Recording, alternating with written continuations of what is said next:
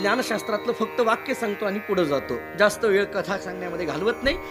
कर्मशास्त्र कळालं आपल्याला, संतांच्या भेटीच्या काळाला धन्य का म्हणायचं. एक दुसरा मुद्दा ऐका. ज्ञानशास्त्राच्या दृष्टीने ज्ञानशास्त्राने चिंतन असं केलंय, आत्मा परमात्मा. ज्ञानशास्त्राचं चिंतन आहे तत्वम असी, अहम ब्रह्म अस्मी, अयम आत्मा ब्रह्म. ही सगळी महावाक्य आपल्याला पाठ आहेत.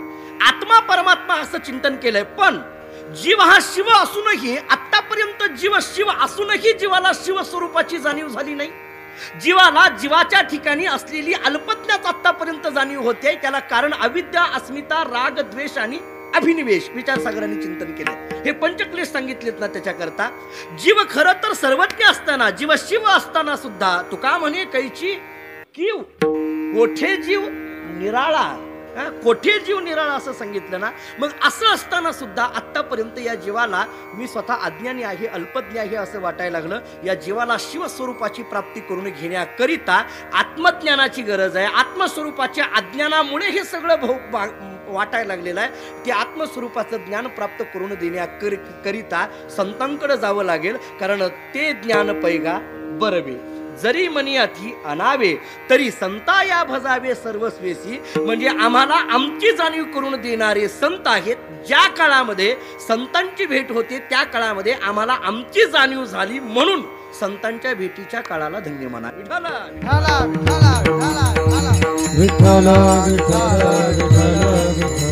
मला मी कोण याची जाणीव झाली ना, मला मी कोण याची जाणीव झाली. माणसाला मी कोण याची जाणीव व्हावी, स्वस्वरूपाचं ज्ञान व्हावं, आत्मस्वरूपाचं ज्ञान व्हावं, मी कोण आहे या प्रश्नाचं उत्तर मिळावं. गंमत सांगू का, भांडणं लागली की लोक बाह्या सारून म्हणतात तुला माहित नाही का मी कोण येते. याला काहीच अर्थ नाही बरं का. या ओळखीला, या ओळखीला काही अर्थ नाही. उगी आम्ही जरी ओळखी सांगत असलो, मी अमुक आहे, मी तमुक आहे, मी हे आहे, मी ते आहे, देहाच्या संबंधाने किती जरी डिग्र्या लावून आम्ही आमच्या ओळखी सांगायला लागलो तरी त्या ओळखीला काही अर्थ नाही, शून्य किंमत आहे. या देहाच्याही पलीकडे असलेलं, देहातीत असलेलं जे चैतन्य तत्व आहे, त्या चैतन्य तत्वाच्या संबंधाने सांगितलेली जी ओळख आहे ती ओळख शाश्वत ओळख आहे, ती खरी ओळख आहे.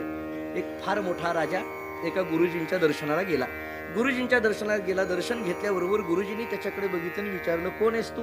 त्याला आश्चर्य वाटायला लागलं. तो म्हटला महाराज तुम्ही मला ओळखलं नाही. नाही ओळखलं. मला ओळखलं नाही. इतक्या पंक्ती देऊन सुद्धा ओळखत नाही तुम्ही मला. हे आपल्यात राहू द्या आता. नाही म्हटले ओळखत नाही. काय आहे मोकळं बोलायला काय गेलं. सगळी आमच्या घरातली मंडळी आहेत. एखादा अभंग जरी विसरला तरी चालेल, पण पंक्तीवाल्याचं नाव विसरता कामा नये. त्याला मोठा महाराज म्हणायचा आता अलीकडे. दुर्दैवाने व्याख्या झाली. जाऊ द्या कशाला आमचंच भांडवल आम्ही तुमच्या पुढे मोकळं करायचं. मुद्दा मला असा मांडायचा आहे. नाही म्हटले मी ओळखत नाही. ओळखत नाही. कोण आहेस तू. त्या राजाने सांगितलं हो या संपूर्ण राज्याचा मी राजा आहे. कळालं का तुम्हाला. राजा आहे. गुरु महाराजांनी सांगितलं राजा आहे. राज्य असेल तर तू राजा. उद्या जर राज्य नसेल तर मग उद्या तुझी काय ओळख आहे. तुझी सेल्फ ज्याला म्हटलं जातं, आयडेंटिटी ज्याला म्हटलं जातं, काय आहे तुझी. राज्य आहे म्हणून तुला राजा म्हटलं जातं. उद्या जर राज्य नसेल तर मग उद्या तू कोण आहे. त्याला तेही पटलं. तो म्हटला थांबा मी दुसरी ओळख सांगतो. जरा विचार केला आणि दुसरी ओळख सांगितली. मी शूरवीर योद्धा. ही तरी ओळख पटली का नाही. गुरु महाराजांनी सांगितलं वेड्या युद्ध कालामध्ये तू योद्धा, उद्या युद्धच नसेल तर मग तू कोण आहे. तेही त्याला पटलं. बरोबर आहे. युद्ध नसेल तर कोण मला योद्धा म्हणायला लागलंय. बरं काय करावं. त्यांनी जरा विचार केला आणि तिसरी ओळख सांगितली. मी अगर्भ श्रीमंत आहे. हे तरी ओळख पटली का नाही तुम्हाला.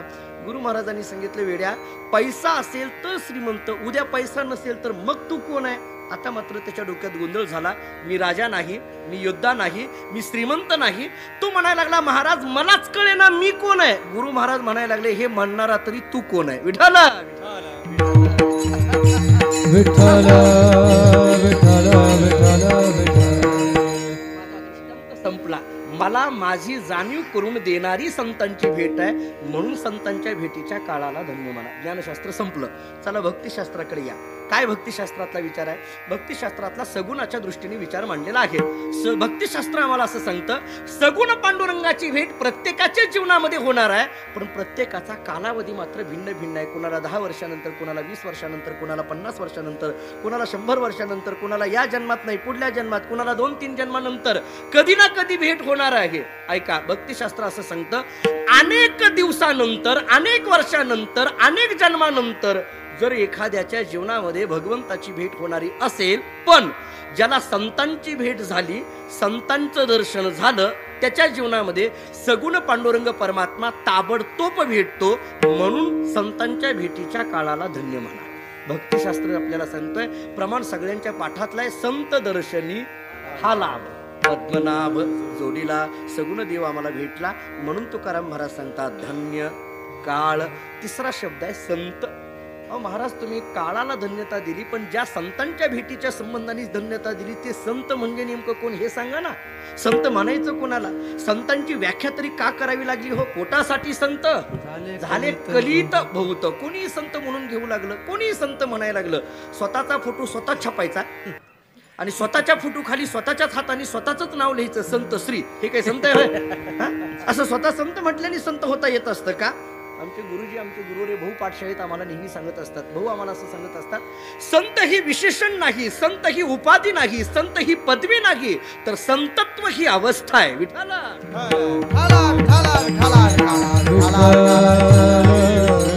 आम्ही नेहमी तो दृष्टांत सांगतोय, काक कृष्ण पिक कृष्ण को भिदो पिक काकयो हो वसंत समये प्राप्ते काक काक पिक पिका. हा कावळा आणि कोकिळा दिसायला कसे आहेत? सारखेच आहेत ना हो. कावळा आणि कोकिळा दिसायला सारखे आहेत म्हणजे काही असायला सारखे आहेत का? वसंत ऋतू समये प्राप्ते. सुभाषितकार सांगतात, वसंत ऋतू आल्यानंतर कोकिळा कोकिळा आहे आणि कावळा कावळा आहे. दोन्ही दिसती सारखी, वर्म जाणे तो पारखी. दिसणं आणि असणं याच्यात फरक आहे हो. रामायण ऐकताय म्हणून पुन्हा रामायणाकडे येतो जरा. लक्ष्मण रेषेच्या पलीकडे भिक्षाम देही म्हणून आलेला कोण होता हो? रावण. पण दिसत कोण होता तो? साधू दिसत होता, गोसावी दिसत होता. आहे कोण? रावण. आणि दिसतोय कोण? साधू. आहे कोण? घाबरू नका, सांगा. ते मेलाय आता. तुम्हाला असं वाटायला पडत रामायण चालू असल्यानंतर कुठून येतो का काय कोण? अजिबात नाही, तुम्ही बिनधास्त बोला. मला काय बोलायचं आहे, लक्ष्मण रेषेच्या पलीकडे भिक्षाम देही म्हणून आलेला कोण आहे? रावण. दिसतो कोण? साधू. मी तीनदा का म्हणायला लागलो सांगू का? अलीकडल्या काळात सुद्धा आहेत रावण, पण दिसायला लागले साधू, म्हणून बोलायला लागलो. काही नाही हो. दिसणं आणि असणं याच्यातला फरक जरा विचारात घ्या. हे जरा थोडंसं चिंतन करणं गरजेचं आहे. नेमकं बहिरंगाकडे न भूलता, बहिरंगातून उपर तो बहुत बने, अंदर तो राम जाने. वरून अनेक पद्धतीची लक्षणं आम्हाला संतांसारखी दिसत असतील म्हणून काही ते संतच आहेत असं म्हणता येतं का? संतासारखं दिसणं वेगळं आणि संत असणं वेगळं. हे सगळ्या गोष्टीचा विचार मांडत असताना संतत्वाची अंतरंग लक्षणं नेमकं काय आहेत? मी जरा संत शब्दातून संतांची व्याख्या सांगतो आणि पुढे जातो. ऐका जरा, मराठी व्याकरणाकडे या आता. मराठी व्याकरणामध्ये संत शब्दाचा विग्रह, संधी आणि विग्रह हे प्रकार आपल्याला शाळेमध्ये झालेले आहेत. विग्रह करा, संत शब्दाचा विग्रह करा. कसा होतोय? स अधिक अंत बरोबर संत. स अधिक अंत बरोबर संत. याच्यातला स स कसला? याला हलंत स, अर्धा स म्हटलं जातं. बरोबर आहे, कारण अंत बाजूला काढला ना त्याच्यातून. मग अधिक अंत असा अंत शब्द आलाय. काय कारण आहे? म्हणजे नेमकं काय? वेदांत शास्त्रामध्ये एक परिष्कार दिला याच्याकरता.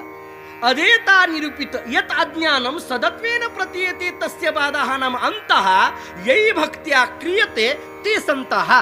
दुसऱ्याच्या ठिकाणी प्रतीतीला येणारं जे अज्ञान आहे त्या अज्ञानाचा ज्यांच्याकडून होतो अंत त्यांना म्हणायचं संत.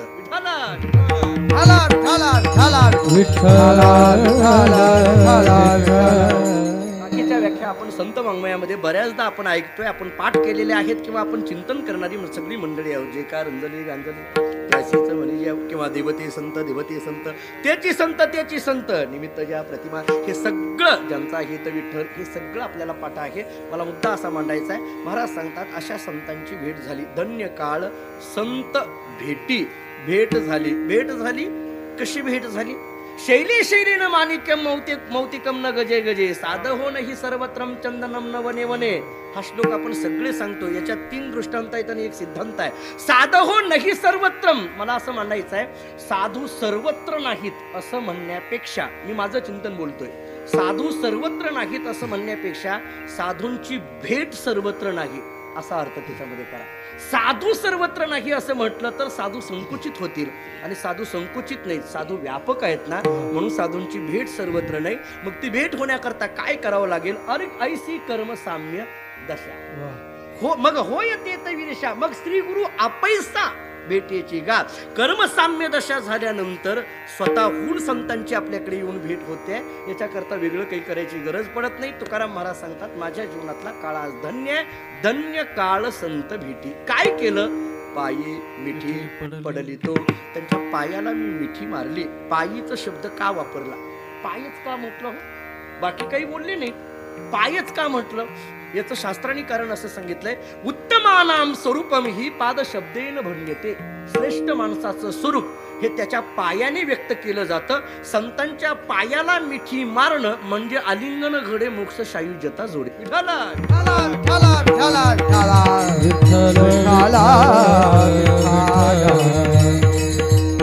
एक अर्थ. आणि दुसरा अर्थ पाय शब्दाचा रामायणाने गोड चिंतन केलेला आहे. वेगवेगळे दागिने ज्यावेळेस दाखवले, हे आहेत का? सीतेचे दागिने आहेत का? राम लक्ष्मणांना ज्यावेळेस दाखवत होते, हे बरोबर आहेत का? कुंडल बघ, हे बघ, आहेत का, आहेत का? लक्ष्मण काहीच बोलत नव्हता, उगी गप्प बसलेला, काहीच बोलत नव्हता. शेवटी प्रभू रामचंद्रांनी विचारलं, तू काहीच कस काय बोलत नाही? होय किंवा नाही काहीतरी म्हण ना, तुला ओळखू येत नाहीत का हे दागिने? लक्ष्मणाच्या मुखातला श्लोक आहे, वाल्मिकी रामायणाने चिंतन केले त्याला. लक्ष्मणजी त्याच्याकरता असं सांगतात, दादा, नाहम जानामी केयुरे नाहम जानामी कुंडले. बरोबर आहे, नाहम जानामी केयुरे नाहम जानामी कुंडले नुपुरे त्वभिजानामी नित्यम पादाभिवंदनात. लक्ष्मण सांगतोय रामाला, प्रभू रामचंद्रांना, दादा, नाहम जानामी केयुरे, मी हे गळ्यातले हार ओळखत नाही, मी हे कानातली कुंडलं ओळखत नाही. मला सीतामाईचे हे गळ्यातले हार आहेत का नाही, कानातली कुंडलं आहेत का नाही, हे मी काही ओळखत नाही. मी फक्त नुपुर म्हणजे जोडवी ओळखतोय. कारण याचं आहे, रोज उठल्याबरोबर सीतामाईच्या पायाचं दर्शन घेत होतो आणि पायाचं दर्शन घेत असताना मला ती जोडवी दिसायची, म्हणून मी फक्त जोडवीच पाहतोय. भारतीय संस्कृतीतून याच्यातून थोडासा आचार घ्यावा लागेल. विठाला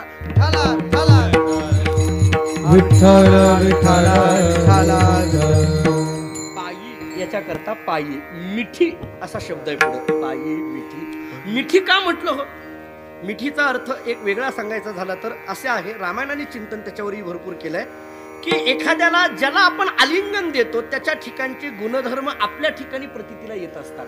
आम्ही संतांना आलिंगन दिलं की मोक्ष सायुज्यता, आलिंगन घडे मोक्ष सायुज्यता जोडे म्हटलं ना, कारण संत म्हणजे आत्मज्ञानी चोखडी संत जे माझी रूपडी असं ज्ञानोबांनी चिंतन केलं ना, आत्मज्ञानाने परिपूर्ण असलेले, मोक्ष सायुज्याने परिपूर्ण असलेले संत, आम्ही त्यांना आलिंगन दिल्याबरोबर त्यांच्या ठिकाणी असलेली जी मोक्ष सायुज्यता आहे ती आमच्या ठिकाणी प्रतीतीला येते. मिठीमध्ये त्यांच्या ठिकाणी असलेले गुणधर्म सगळे आपल्या ठिकाणी प्रतीतीला येत असतात. आपल्याला रामायणातलं माहित आहे ना, ज्यावेळेस मंथरेने ते कलिंगड नावाचं फळ खाल्लं, विकल्प तिच्या मनामध्ये आला आणि विकल्प मनामध्ये येऊन तशीच अयोध्येमध्ये आल्यानंतर ती कैकेयीला बोलायला लागली की तू राजा होणार याचा तुला मोठा आनंद वाटायला लागला, परंतु तू भोळी आहे ग.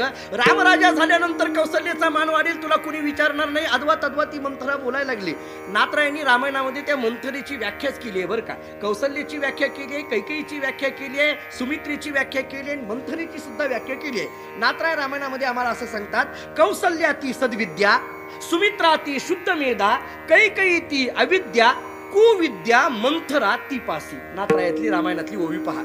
कैकेयी कोण आहे? अविद्या आहे. सुमित्रा कोण आहे? शुद्ध मेधा आहे. आणि कौशल्या कोण आहे? सद्विद्या आहे. प्रत्येक पदापदाचं चिंतन भरपूर आहे.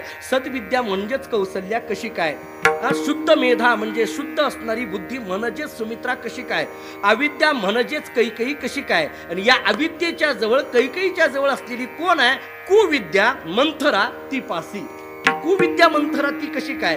कुविद्या क्षोभवोनी अविद्येसी. ही कुविद्या अविद्येमध्ये क्षोभ निर्माण करते, म्हणजे मंथरेने कैकेयीमध्ये क्षोभ निर्माण करण्याचा प्रयत्न चालू केला. अगं तुला वाटायला लागलंय रामराजा होणार याचा आनंद, पण तू भोळी आहे. रामराजा झाल्यानंतर तुला कोणी विचारणार नाही, काही नाही, काही नाही. कैकेयीला वाटायला लागलं ही कालपर्यंत बरी बोलत होती ना, आज एवढी बिघडल्यासारखी बोलायला लागली, तरी हिला म्हणत होते की कीर्तनाला जाऊ नको. म्हणजे मी इथलं बोलत नाहीये, बऱ्याचदा असं होतं, लोक परमार्थात येण्याच्या अगोदर नीट असतात हो, परमार्थात आल्यावरच बिघडतात. कसे काही कोणाच ठाऊक. बऱ्याचदाही असं जाणवतं आपल्याला. आमचे वडील आम्हाला सांगायचे, परमार्थ केल्याची खून एकतरी जावा अवगुण. पण दुर्दैवाने आता असं होऊ लागले, परमार्थ केल्याची खून जास्त यावा अवगुण, नाही का? असं अलीकडल्या काळामध्ये जाणवायला लागलं. खरं तर परमार्थामध्ये आल्यानंतर आपल्या ठिकाणची शुद्धी व्हावी, एक एक दोष निघून जावे. मंत्र अद्वा तद्वा बोलायला लागली, बोलता बोलता घाबर व्हायला लागली, गडबडा लोळायला लागल्याबरोबर कैकेयीने मंथरेचे दोन हात जोड धरले आणि अशी मिठी मारली, सांगितलं, मंथरे असं करू नको ग, असं करू नको. म्हणून मिठी मारल्याबरोबर मंथरीच्या मनात असलेला विकल्प क्षणात कैकेयीच्या मनामध्ये गेला आणि पुढलं रामायण सगळं घडलं.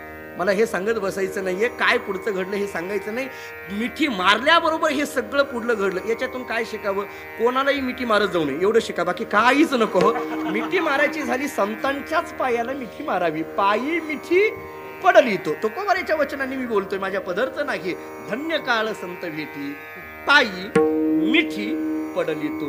आता ऐका, तुकोबारांना प्रश्न विचारला, महाराज ठीक आहे, धन्य कळालं, काळ कळालं, संत भेट कळाली, पाय कळाले, मिठी कळाली. संतांच्या पायाला मिठी मारल्याने काय होतं मला सांगा? एकही गाठी राहत नाही अभंगाचं. संदेहाची सुटल्या गाठी, संदेहाची सुटली गाठी, संदेहाची सुटली गाठी, संदेहाची सुटली गाठी, संदेहाची सुटली गाठी, संदेहाची सुटली गाठी, संदेहाची सुटली गाठी,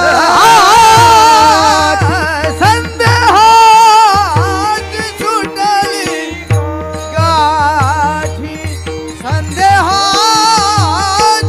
सुटली गाठी, झालं मोठी शीतळ, झालं मोठी शीतळ, संदेहाची सुटली गाठी, संदेहाची सुटली गाठी, झालं मोठी शीतळ, झालं मोठी शीतळ, संदेहाची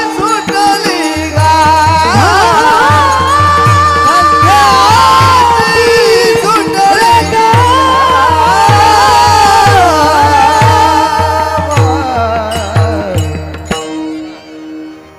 जगद्गुरु श्री संत तुकोबाराय सांगतात, संतांच्या पायाला मिठी मारल्याबरोबर एकही गाठी शिल्लक राहिली नाही. संदेहाची सुटली गाठी. गाठ कशाला म्हणायचं हे अगोदर लक्षात घ्या. कशाला म्हणायचं हो गाठ? गाठ म्हणजे नेमकं काय? मी माझ्या बुद्धीने केलेली व्याख्या सांगतो बरं का. दोन स्वतंत्र असलेल्या वस्तू बळजबरीने एकत्रित आणायचं आणि पारतंत्र्यात टाकायचं, त्याचं नाव गाठ. कळालं का? नसलं कळालं सोडून द्या, चला पुढं. मुद्दा मला असा म्हणायचा आहे, संदेहाची सुटली गाठी. अनेक गाठी सांगितल्या. अविद्येची गाठ आहे, विकल्पाची गाठ आहे, विकाराची गाठ आहे, चिदाचिदाची गाठ आहे, संशयाची गाठ आहे, प्रारब्धाची गाठ आहे, आता बोललेली लग्नाची गाठ आहे. आणखीन एक गाठ आहे. आमच्याकडे जर सोलापूर जिल्ह्यात तुम्ही आला तर तुम्हाला दिसेल, एखाद्याला म्हटलं का हे गप्पच असतात, काही बोलत नाही, काही नाही. महाराज तुम्हाला माहित नाही, हे आतल्या गाठीचंही म्हटले. मला कळेच नाही ही आतली गाठ कुठे. मला वाटायला लागलं एखाद्याला 1 लाख रुपये द्यावं डॉक्टरला, सांगावं ही आतली गाठ शोधून काढ गड्या. काय कळे ना लोकांची बोली भाषा कशी असते. चला, महाराज सांगतात, बरं कोणती का गाठ असते ना, तुका म्हणे सोडिल्या गाठी. झालं, कोणती? सगळ्या गाठी सुटल्या. संदेहाची सुटली गाठी. हे संदेह म्हणजे नेमकं काय हो? संदेह या शब्दाचा अर्थ काय? संशय. संशयाची व्याख्या वृत्तीप्रभाकर नावाच्या ग्रंथामध्ये अशी केलेली आहे, एका विशेष्यामध्ये विरुद्ध 2 विशेषणाचं ज्ञान होणं याला संशय म्हटलं जातं. एका विशेष्यामध्ये विरुद्ध 2 विशेषणाचं ज्ञान होणं याला संशय म्हटलं जातं. प्रमाण संशय वेगळा, प्रमेय संशय वेगळा, आत्मविषयक संशय वेगळा, अनात्मविषयक संशय वेगळा, तत्पदार्थ विषयक संशय वेगळा. त्वम पदार्थ विषयक संशय वेगळा. या अभंगातले 3 संशय सांगू का? म्हणजे तुकोबारांना अभिप्रेत असलेले जे थोरा मोठ्याने चिंतन ज्या पद्धतीने मांडले तसा मी विचार आपल्या समोर सांगतो. या अभंगाच्या दृष्टीने असा विचार करता येईल, 3 संशयाचा विचार करता येईल. काय? जीव परमात्म्याहून भिन्न आहे का अभिन्न आहे? पहिला संशय. परमात्मा सगुण आहे का निर्गुण आहे? दुसरा संशय. आणि संपूर्ण जगत सत आहे का असत आहे? तिसरा संशय.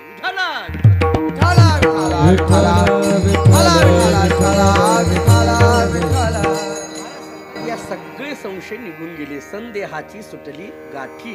प्रपंचातही संशय असतात, परमार्थही तेही संशय असतात. महाराज म्हणतात पण संशय म्हटलं की संशयावनी थोर अनेक पाप नाही घोर. संशय प्रपंचातही छोटे छोटे संशय आपण घेतो. एखादी नवीन लग्न झालेली सुनबाई शेजारणीकडे गप्पा मारायला गेली.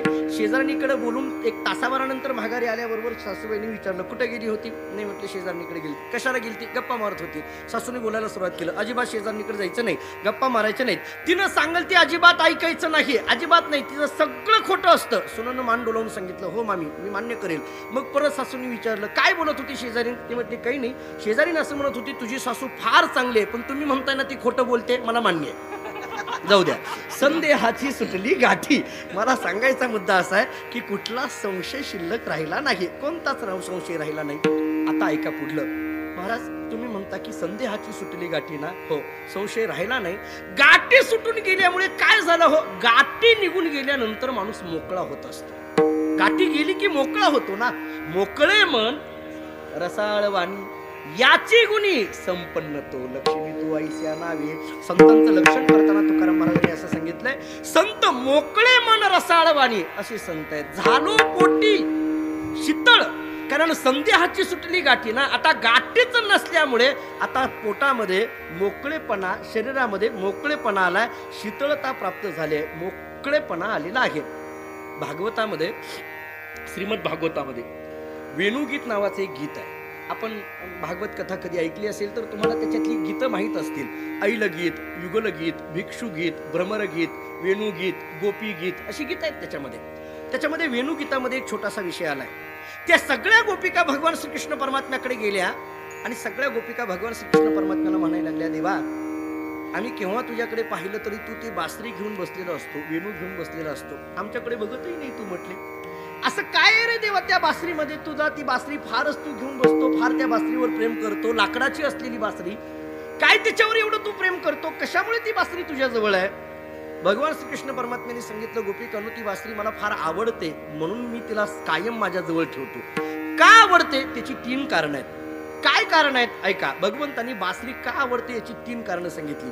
पहिलं कारण सांगितलं, ही बासरी मला फार आवडते. देव म्हणतोय मी बोलल्याशिवाय बोलत नाही म्हणून मला आवडते. बासरीचं असंच आहे की नाही? वाजवल्याशिवाय वाजते का?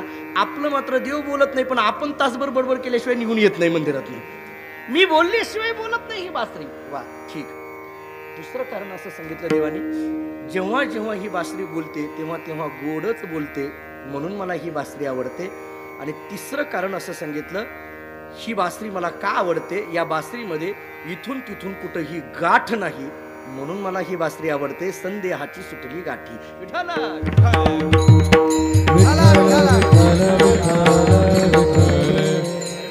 मोकळी आहे ना, आणि जे मोकळं असतं ना ते देवाला आवडतं. भरलेलं देवाला आवडत नाही. काय भरलेलं? विकारांनी भरलेलं आवडत नाही. षड विकारांनी भरलेलं जीवन देवाला आवडत नाही. तुम्ही हे सगळं रिकामं करावं लागतं. काम, क्रोध, लोभ सगळं निमाले ठाईची सर्वानंदाची सृष्टी झाली. हे सगळं रिकामं करावं लागतं. अहंकार त्याच्यातला रिकामा करावा लागतो. काम नावाचा विकार त्याच्यातला बाजूला काढावा लागतो. क्रोध नावाचा विकार त्याच्यातला बाजूला काढावा लागतो. असं मोकळं ज्या वेळेस होतो तो जगद्गुरु श्री संत तुकाराम महाराज या अभंगामध्ये जो आपला अनुभव सांगतात त्याच्या 2 चरणाचा विचार थोडासा धावता आपला झालेला आहे. महाराज सांगतात, झालो पोटी शीतळ. एकदा शीतळता झाली की यश्यावत जीवाला ज्या संसाराचं दुःख वाटतं ती नदी आम्ही तरुण गेलो, भव नदीचा झाला तारा या उत्तरा प्रसादे. अभंगातलं 3रं चरण असं आहे, ही भव नदी संसार रूपी नदी आम्ही तरुण गेलो या उत्तरा प्रसादे. संतांच्या वचनरूपी प्रसादाने आम्ही ही भव नदी तरुण गेलो. भव नदी, संसाराला नदी म्हटलं. का नदी म्हटलं? दोन कारणं सांगतो. एक तर नदी उताराला धावत असते, खालाला धावे पाणी. नदी उताराला धावते तसा संसार सुद्धा पतनाकडे धावतोय, म्हणून भव नदी. एक. दुसरी गोष्ट अशी आहे, नदी दुथडी धावत असते, दुथडी वाहनं असतं. आपण म्हणतो ना नदी दुथडी वाहायला लागली, तसं नदी दुथडी असते, तसा संसार सुद्धा दुथडी आहे. एक जन्म आहे आणि दुसरं मरण आहे, म्हणून भव नदी. आणि तिसरा विचार असा आहे की नदीमध्ये, यमुनासारख्या नदीमध्ये कालियासारखा सर्प आहे, तसा संसार रूपी नदीमध्ये काम क्रोधाधिक सर्प आहेत, म्हणून भव नदी. या भव नदीचा झाला तारा या उत्तरा प्रसादे. या संतांच्या वचनरूपी प्रसादाने हे आम्ही भव नदीस तरून गेलो. वचनरूपी प्रसादाने ईश्वर प्रसाद वेगळा, अंतःकरण प्रसाद वेगळा, श्री गुरु प्रसाद वेगळा आणि संत वचनांचा प्रसाद वेगळा. संतांच्या वचनरूपी प्रसादाने आम्ही ही भव नदी तरून गेलो. संसार नदी तरून गेल्यामुळे आता दुःख राहिलं नाही, सगळं आनंदाचं वातावरण, सगळं मंगलाचं वातावरण. आता मंगलाची अवस्था प्राप्त झाला. विठ्ठल विठ्ठल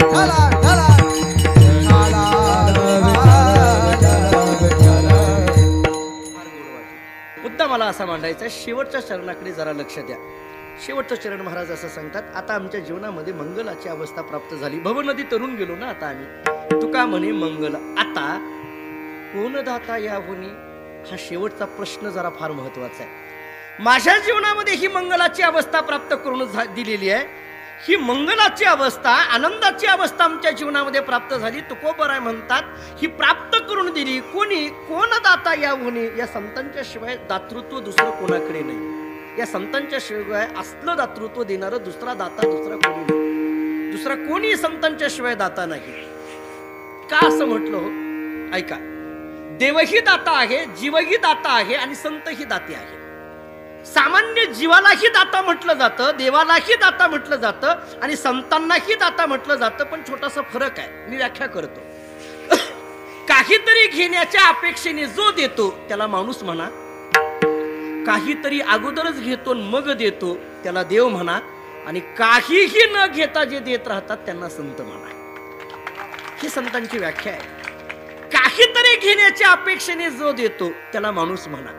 आम्ही एखाद्याला 100 रुपये देतो, पण आमची अपेक्षा असते यांनी मला काहीतरी द्यावं. मी याला 100 दिले ना, यांनी मला काहीतरी द्यावं, काहीतरी द्यावं. नाही काही देता आलं तरी मतदान द्यावं, घे 100. म्हणजे तुमच्याकडे जे असेल ते असेल. म्हणजे आमचं देणं काहीतरी घेण्याची अपेक्षा नाही. मला एवढं बोलायचं. दुसरा मुद्दा देवाच्या बाबतीतला असा आहे, देव देतो पण अगोदरच घेतो. हो, घेसी तेव्हा. हे देवाचं वैशिष्ट्य आहे.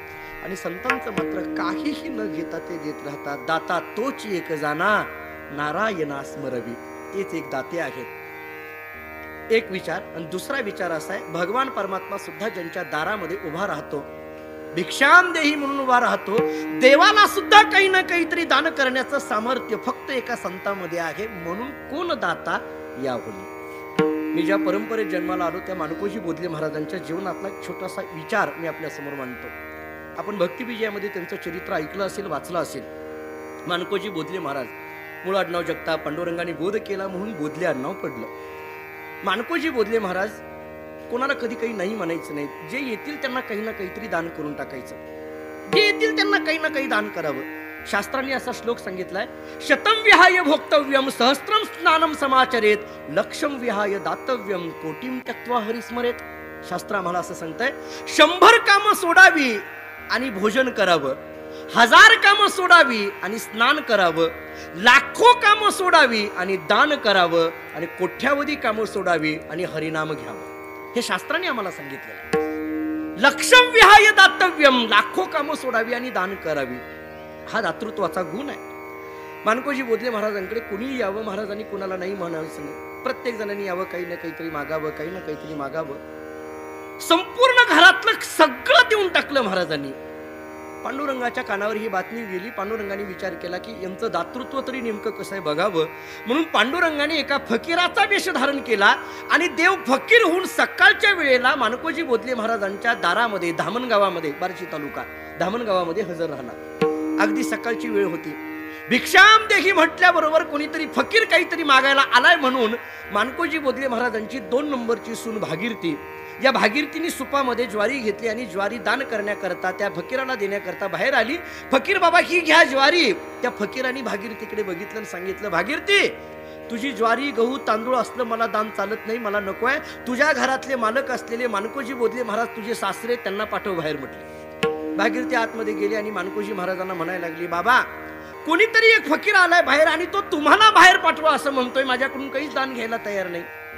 मानकोजी महाराज बाहेर आले, फकीराला पाहिलं. फकीर म्हणजे पांडुरंग परमात्मा. फकीराकडे बघितलं आणि मानकोजी महाराजांनी विचारलं, फकीर बाबा, यांना माहीतच नाही हा पांडुरंग आहे ते. फकीर बाबा बोला, कशा करता आला, काय मागायचंय तुम्हाला ते मागा, काय पाहिजे तुम्हाला. फकीरांनी बोलायला सुरुवात केली. फकीर म्हणायला लागला, मानकोजी महाराज तुम्ही कोणालाच नाही म्हणत नाही असं मी ऐकलंय म्हटलं. कोणाला तुमच्या दारातून रिकाम्या हाताने पाठवत नाही. जो याचक जे मागेल ते याचकाला ते तुम्ही देताय असं मी ऐकलंय म्हटले. हो, मग मी जे मागेल ते तुम्ही नक्की द्याल का मला. मानकोजी महाराजांनी सांगितलं, मी कोणालाच नाही म्हणत नाही तर तुला कशामुळे नाही म्हणू, बोल काय पाहिजे ते. माझ्याकडे असावं बरं का, पण माझ्याकडे असावं. हो हो, तुमच्याकडे असलेलंच मागतो, काय मागायचं ते माग. फकीरांनी बोलायला सुरुवात केली. फकीर म्हणायला लागला, मानकोजी महाराज मी एका गावामध्ये राहू शकत नाही, कारण मी फकीर आहे, मला सतत गावं फिरावं लागतं. आणि दुसरी गोष्ट, माझं वय झालंय, मला आता सेवा व्यवस्था करणं होत नाही, मला माझ्या सेवेकरता कुणीतरी असावं असं मला वाटतंय. मानकोजी बोधले महाराज मला तुमच्याकडे असं मागायचं आहे, तुमची जी आत्ताची 2 नंबरची सून भागीरथी आहे ना, ती भागीरथीच मला दान करून टाका माझ्या सेवेकरिता. मानकोजी महाराजांच्या अंगावर काठा उभारला. महाराजांनी विचारलं, फकीर बाबा असं कुठं मागतात का, सुनाला कुणी दान मागितलं का आणि सुनाला कुणी दान केलं का, असलं कसलं मागणं करायला लागलाय.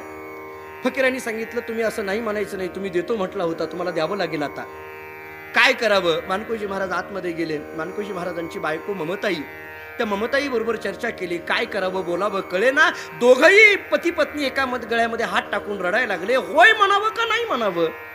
होय म्हणावं तर गाव सगळा म्हणेल की सुनाला दान करून टाकलं या बोधले महाराजांनी, आणि नाही म्हणावं तर आतापर्यंत कुणाला आपण नाही म्हटलो नाही, या फकीराला नाही कसं काय म्हणायचं. याला धर्मसंकट म्हटली जातात. काय करावं. मानकोजी महाराजांचा मुलगा भागीरथीचा नवरा यमाजी तिथून येत होता आणि बसा तिथं बसा जागेवर. यमाजी तिथून येत होता. यमाजीने पाहिलं. यमाजी जवळ आला, मानकोजी महाराजांच्या जवळ आला आणि म्हणायला लागला, का हो बाबा काय झालं नेमकं. कोणीतरी याचक दारामध्ये आलाय असं ऐकलंय मी, कोणीतरी याचक आलेला आहे, तो काहीतरी मागतोय असं ऐकलंय, तुम्ही तर इथं रडायला लागलाय, डोळ्यात पाणी आणायला लागलाय, काय पाहिजे ते याचकाला देऊन टाका ना, का रडायला लागलात तुम्ही. मानकोजी महाराजांनी सांगितलं, अरे यमाजी तो काय मागतोय ते तरी ऐक. काय मागतोय तो, तुझ्या बायकोला म्हणजे माझ्या 2 नंबरच्या सुनेला भागीरथीला दान करा असं म्हणतोय. कसं काय होय म्हणू मी, भागीरथीला दान करू होय म्हणू का मी, काय करू. यमाजानी 2 मिनिटं यमाजी शांत झाला आणि यमाजीने सांगितलं, बाबा या घरातल्या प्रत्येक वस्तूवर अधिकार तुमचा आहे. एक मुलगा आपल्या बापाला काय बोलतोय जरा लक्ष देऊन ऐका. घरातल्या प्रत्येक वस्तूवर अधिकार तुमचा आहे. कोणती वस्तू दान करायची आणि कोणती वस्तू दान करायची नाही हे सांगण्याचा अधिकार आमचा मुलांचा नाही. फक्त मला एवढं कळतं की आपल्या दारातून कोणी रिकाम्या हाताने गेलं नाही, या याचकाला सुद्धा रिकाम्या हाताने पाठवू नका, एवढंच माझं बोलणं आहे. याला रिकाम्या हाताने पाठवू नका. मानकोजी महाराजांना वाटलं की माझा मुलगा माझ्या शब्दाच्या बाहेर नाही, हे लक्षात आलं महाराजांच्या. याचा आनंद आहे, पण तो याचक मात्र भागीरथीलाच दान मागतोय, याचं मात्र दुःख आहे. काय करावं. शेवटी जिच्या संबंधाने हा प्रसंग चाललाय ती भागीरथी एका कोपऱ्यात होती.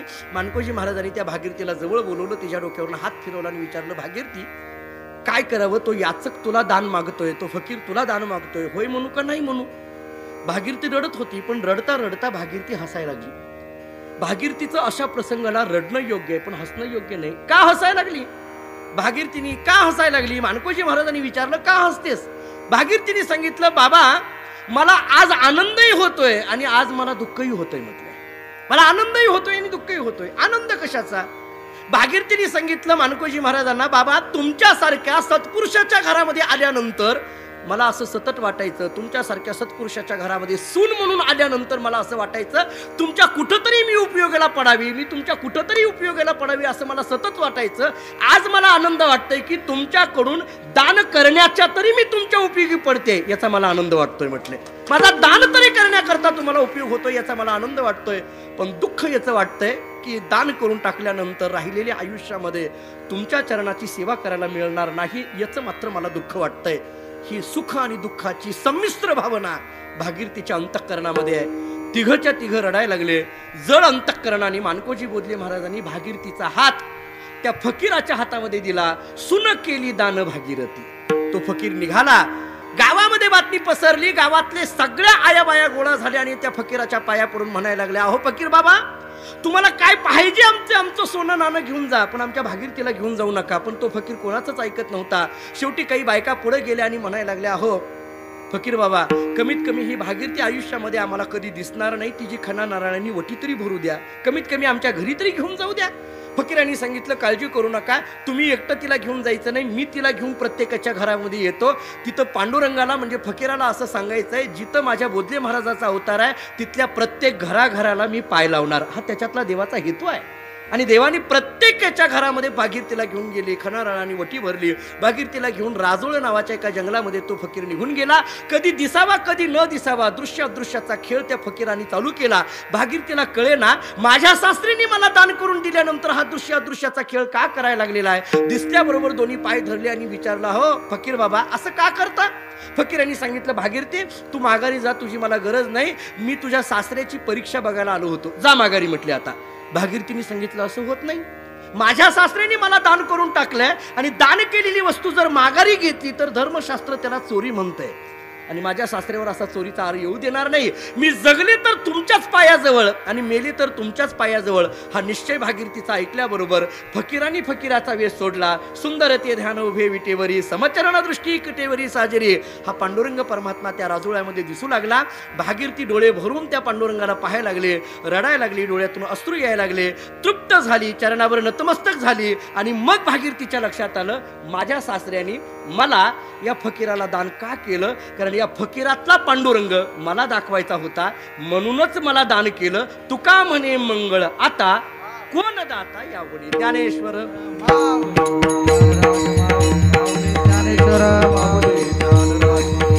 ज्ञानेश्वर माऊली कुंडली कमल ज्ञानेश्वर माऊली ज्ञानदेव ज्ञानेश्वर माऊली